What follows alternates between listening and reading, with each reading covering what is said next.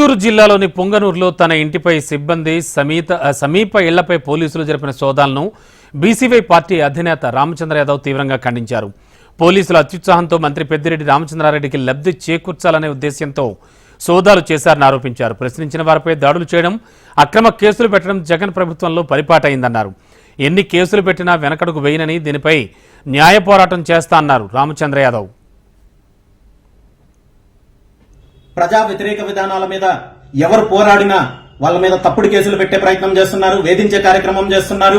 మహిళలకు చీరలు పంచితే లిక్కర్ పంచుతున్నామంటూ తప్పుడు కేసులు పెట్టే కార్యక్రమం చేస్తున్నారు. రైతుల సమస్యలపైన పోరాడితే తప్పుడు కేసులు పెడుతున్నారు, ఇళ్లపైన దాడులు చేస్తున్నారు, హత్యలు చేయడానికి ప్రయత్నం చేస్తున్నారు. అదేవిధంగా విద్యార్థులకు, నిరుద్యోగులకు ఉద్యోగాలు కల్పించాలంటే తప్పుడు కేసులు పెడుతున్నారు. ఇవన్నీ కేవలము పోలీస్ వ్యవస్థలో ఉన్న కొంతమంది అధికారులు, మంత్రి పెద్దిరెడ్డి రామచంద్రారెడ్డి యొక్క రాజకీయ లబ్ధి కోసం చేస్తున్న కార్యక్రమాలు. ఇక్కడ జరుగుతున్న అరాచకాల గురించి పోలీస్ వ్యవస్థలో ఉన్న ఉన్నతాధికారులు కూడా గుర్తించాలి.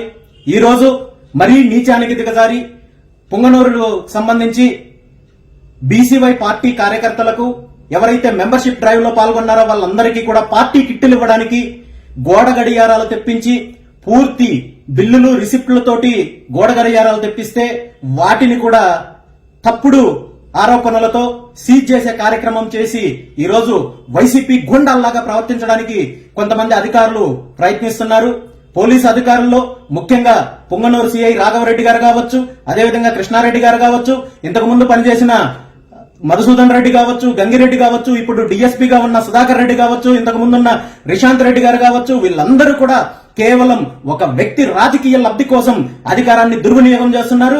దీన్ని పోలీస్ వ్యవస్థలో ఉన్న పెద్దలు కూడా గుర్తించాలి.